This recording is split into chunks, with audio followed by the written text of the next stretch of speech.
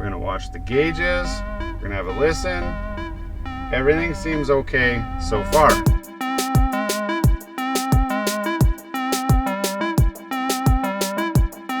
Today we're doing something that I said we were gonna do a long time ago, and that is do a fuel saving tune on my Chevy Avalanche. You've seen already I did a review of a OBD plug-in device that is supposed to give you fuel savings, but it didn't work as good as what I hoped it would, and I promised that I would do a proper fuel saving tune. Today I'm going to do that, so you can join me. I will give you links to everything that I use in the description, so if you want to do this yourself, you can certainly click those links, get the hardware and the software, and do your own tune yourself. It should be noted that this is for educational purposes only. I do not accept any responsibility for any damage that you could do to your vehicle, and changing how the vehicle runs can do damage if you don't know what you're doing. I'll show you how to do it very safely and get real savings.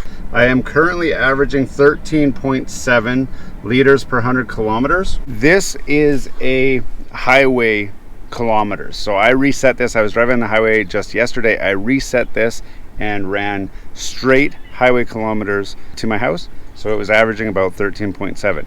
When I'm doing highway and city driving and that sort of thing, I'm averaging just over 16 liters per 100 kilometers. So those are our two targets, 13.7 on the highway and 16 average. I'm going to use a standard laptop. There's nothing special about this laptop. All laptops work. And I'm going to use a hardware called HP Tuners.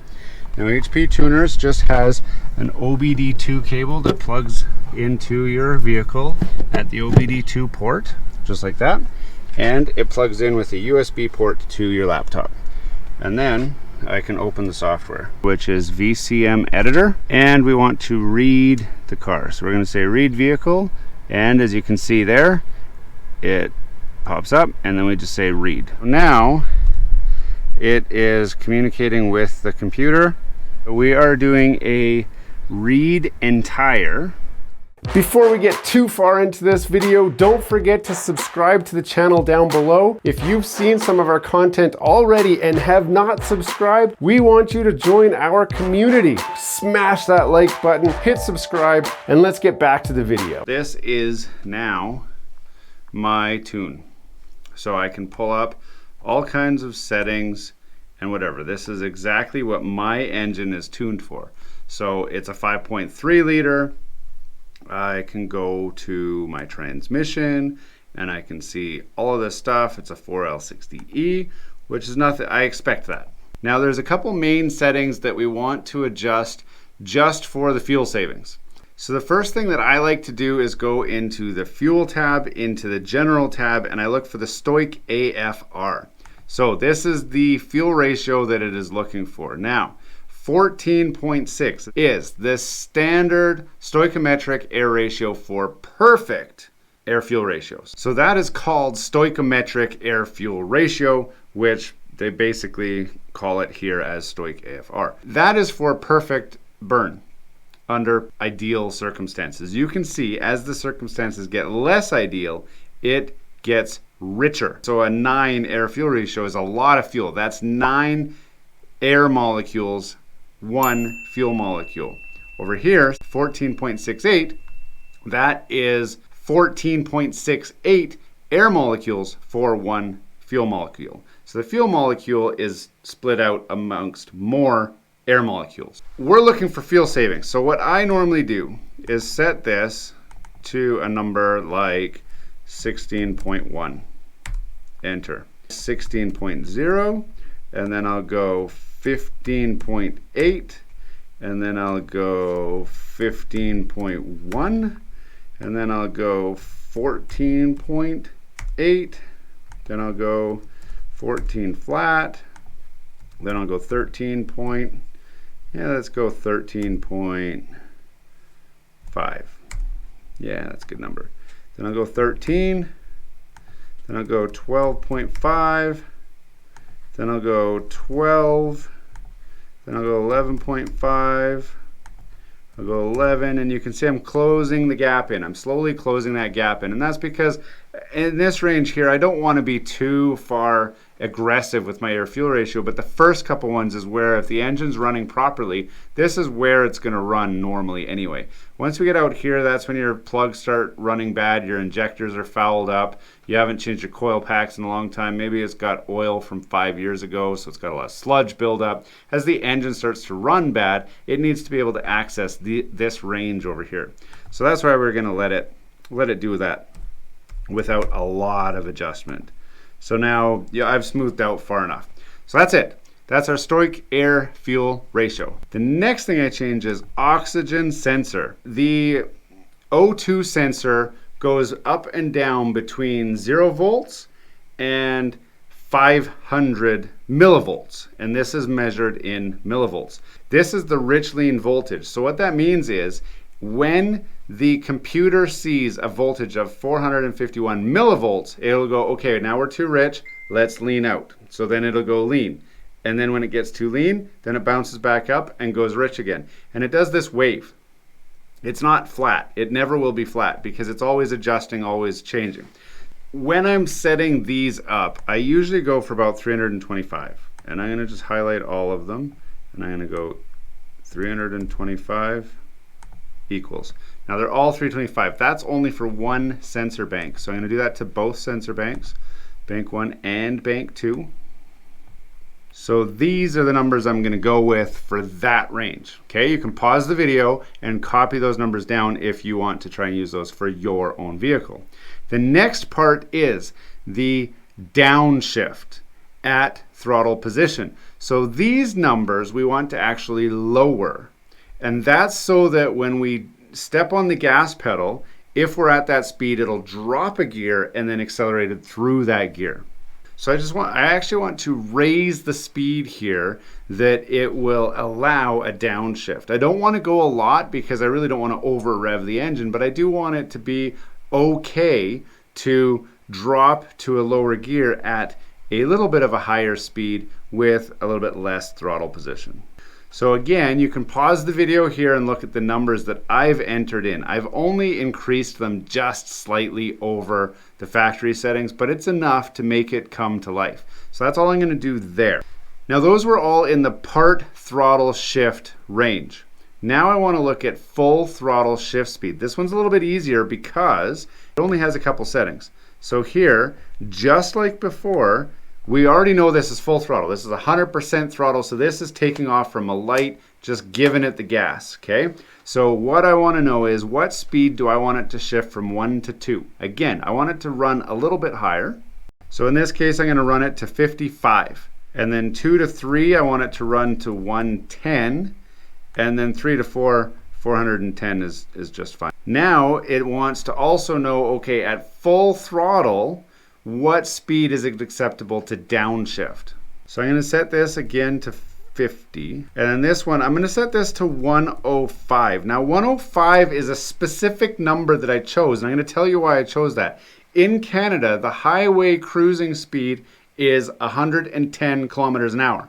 If I set this higher than 105, when I have the cruise control on, it would be constantly shifting down a gear. I don't want it to constantly shift down a gear, so I want to be lower than 110, but I want it higher than 100, and the reason is if I get behind somebody who's going slow and I have to drop my speed and I'm going 90 kilometers an hour, 95, when I push it on the floor, it will guaranteed drop a gear. It's not going to wait, and then decide to drop a gear. It will be instant. It'll just go, hey, I want to go, let's go. So it'll drop a gear, accelerate, and move. This is probably the most fun setting to adjust, is the full throttle 3 to 2 shift. So I set it to 105, that's the number I pick. Same thing with the performance settings. I set them exactly the same.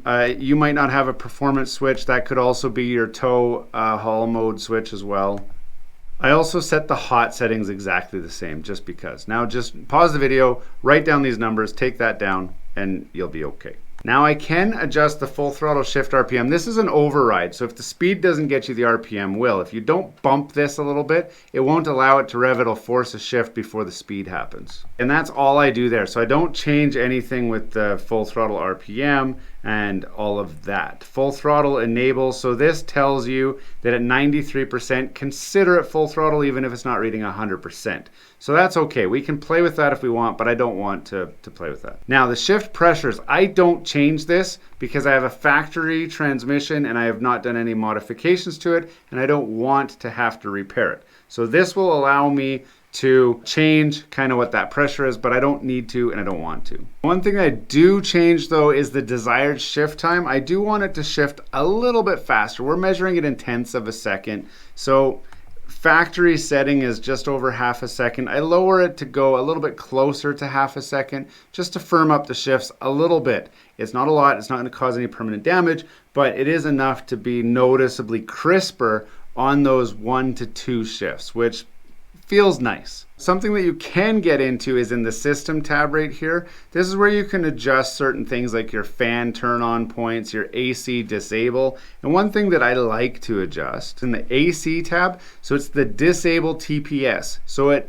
this throttle position, it will turn off the air conditioning. That gives you automatic benefits if you're trying to race light to light, accelerate up a hill, that sort of thing. It's currently set to 100%, which is probably fine. I'm going to turn it down to like 98% just for fun.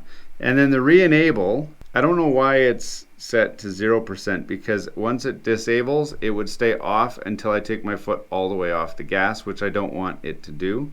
So I'm going to say re-enable at 75% throttle. So once I've accelerated and I've finished doing whatever it is I'm doing, go back to 75% throttle and it will just go back and turn back on.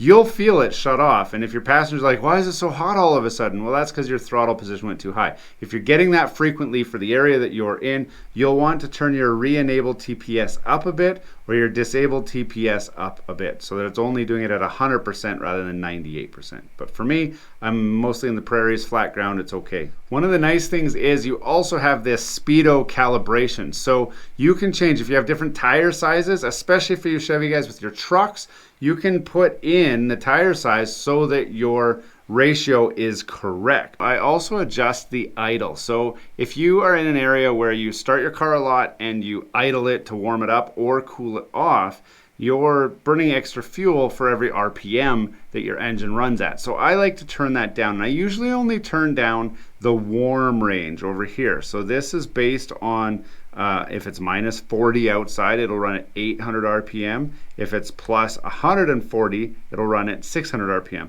140 is kind of hard to hit. This is the engine coolant temperature. So down here, this will be the outside air temperature. And then as the car warms up, it'll eventually warm up into this range right here. I like to just turn that down. Now it also has options here for if it's in gear with the AC off, in gear with the AC on, or if it's in park with the AC off and park with the AC on. So I'm going to adjust this range right here and I'm going to adjust it down 50 points until the 80 to 92 is at 500. 500 is a bit of a low RPM, but it's an acceptably low RPM, which it's okay. So it saves us 50 RPM, but also saves us fuel. So today I'm doing a light tune because I don't want to go out and do a lot of testing. If I was doing a lot of testing, I would go onto this tab here, which is, this is my primary VE versus RPM versus map. Now in this range here, you can adjust kind of your fueling. And usually what I'll do is just kind of trace the part of the tune that you would be accessing at different RPMs and throttle positions. And then I'll start trying to lean out here and lean out there just to try and get a good cruising tune. I'm not going to do that today because I wanted to keep this as a basic tune. The other thing I like to do, because I'm in tuning anyway, it costs you nothing to add extra functionality and that sort of thing. So one thing that I like to do is play with the accelerator pedal position. Because this is a throttle by wire system, it just has a variable potentiometer on your gas pedal, and that will adjust how much gas you're giving the truck. One thing that makes a vehicle fun to drive is when you just barely step on the gas and it like jumps or lurches and then takes off. One of the ways that you achieve that is by telling it that you actually have the gas pedal down further than you actually do. This graph here it's really just saying at 100% pedal, it's 100% throttle. And then down here at 47% accelerator position is only 11% throttle. So you'll notice that the first 50% of your throttle pushing it down is only going to give you about 16% throttle position. That's why you have to put your foot to the floor so far in order to hit full throttle. So 100% is truly full throttle. So what I like to do is bump these all up so that full throttle comes on sooner. Now I'm not going to touch the first bit because over here this is at idle and I don't want it to lose idle. So I'm going to adjust based on, I want a little dead space in there just in case the pedal has a bad spot or whatever. I don't want it to think I've accidentally hit a higher throttle than I really have. So I just do those until we get this guy up to 100%. Okay, so you can do a freeze frame to see what I've done here. I've just moved 100% down sooner and then I've punched up the middle area here. So when I'm riding at part throttle, I can push it a little bit and it'll lurch and jump into the next gear and take off. It'll make the truck a lot more fun to drive, but not save me a whole lot of fuel. This won't save fuel, it just makes the truck fun to drive. And then we've also got an accelerator pedal position. This is an alternate pedal position. So I'm going to adjust that to match the initial setting that I set up. So the other thing that we can adjust while we're here, because why not, is remove the speed limiter. So you'll see the speed limiter by throttle position is already set to 412 kilometers an hour, but the limit by fuel is set to 163 kilometers an hour. So the easy thing to do here is to just highlight both of those, change it to 400 kilometers an hour. And now essentially my speed limiter is removed. I can adjust these as well. Fuel cut, which I want to change to 400 because the last thing I want is it cutting fuel. And set this one as well to 400. So now that our tune is complete, I need to save it. And what I'm going to do is get prompted for money when I try to save it. So it says, okay, you don't have a license. What would you like to do? It'll let you get this far with the software and a basic tune. So you can still play with it and do all that stuff. You just can't save it. So I do want to save it. So I'm going to say show licensing options. Now it wants me to connect my interface, which I brought from the truck because I knew it would ask me to do this. I'm going to plug it in. It doesn't have to be plugged into the truck while I do this. It just needs to be plugged in to the computer. So then it's going to check the interface and it will say, okay, do you have any licenses? No, I do not have any licenses and I don't have any spare credits. I need to purchase credits online. Here I am back at the truck. I have plugged in my HP tuners to my OBD2 port. I've got my software running and it is time to write my changes. So I'm going to stick the key in the ignition, turn it on. You don't want it to run, you just want it on. And then I'm going to write to the vehicle, as you can see here. Now you have options. You can write the entire, write calibration, or write VIN, tuner lock, VATS, or do not write. I just want to write calibration. I do not tuner lock my vehicles because frankly I'm not that worried about it. I hit start on that. It will go through the process, do all its thing here, and then in a second it'll be ready to do a street test. You want to let it finish the cleaning up stage, and that's it, write complete. Now what we want to do is take this on a road test and just see how it performs, make sure there's no hiccups, no problems or anything. So I'm going to do that right now. I'm going to show you what I'm looking for while I'm doing this road test. The first thing we want to do is turn the key off and take it out and then start the truck up for the first time, and we just want to listen for any weird noises or any weird startups.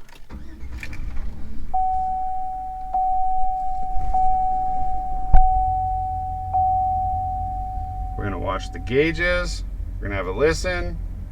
Everything seems okay so far. Now on my software, this is going to be a real Paul Walker kind of moment here, because along with HP tuners comes this VCM scanner. Now I want to run my VCM scanner. So once it's connected, I've got real-time data here, which you can see I've got RPM, kilometers an hour. If I spike the throttle, then it starts to move. You can see all these numbers populating. I've got all this. Now this is recording it all. I've got all these things being recorded. So I can see exactly what the engine's doing. Specifically, what I want to look at right here is my spark retard. So I have it set to show the average values, or I can show the last values, or I can see the count. It is not pulling any spark out of the engine. So I'm going to just go to average, which is fine because average is better because it doesn't overwrite it. Now I can stab the gas and you can see that it populates. You can see exactly which part of the chart it is accessing. So I know if I need to make any adjustments in my tune. So now I'm going to just go for a drive and I'm going to try some part throttle shifting and some full throttle launching. And I just want to see how it behaves on this software. So this is going to be my first road test with the new tune. Right off the bat, my trick for my throttle position is working because with less throttle position, the truck really goes. So it feels really punchy. It feels a lot more punchy now. Now, I didn't tune this for punchiness. I didn't tune it for performance. I tuned it for fuel economy. So we're not really comparing 0 to 60 times. We're not comparing acceleration rates. We're not comparing performance in any way. The tune was not designed for performance. If I gain a little performance just for the fun, that's okay, but that's not the goal. So if you're tuning for performance, there are tools that you can use that will allow you to test the performance. And there's ones that you can put on your phone. There's also ones that you can use on this software that I have running on the laptop on the seat beside me. But since that's not the goal, our goal right now is to make sure that it still drives properly, that I don't have any adverse side effects that need to be adjusted out, because I can adjust those now easily rather than waiting until later. So it's rush hour right now. I'm going to try and get out on the highway where I can punch it and watch it shift through some gears and that sort of thing. Now I'm going to pull up my readings from the software here so you can see what it does as I accelerate, and you can kind of see what the numbers are going to look like. I'm doing 40 kilometers an hour. Now I'm going to punch it. Now you should be able to hear it. You should have just heard that just drop and go. So I was in second gear. It said, okay, let's drop, let's go. It's definitely got more power. I can feel it pulling me as opposed to before. Shifts at the right time that I set it to. It doesn't sound funny. It sounds okay. There's no weird noises from the engine. So now I'm going to slow down a little bit and then try the 110 punch test. So it just drops a gear and then goes, which is good. That's good. You saw me anticipating a little bit there just because I was waiting for the power to kick in. But there's not that much power. It is still just a big heavy truck with a stock 5.3 with a very mild tune for fuel economy, not power.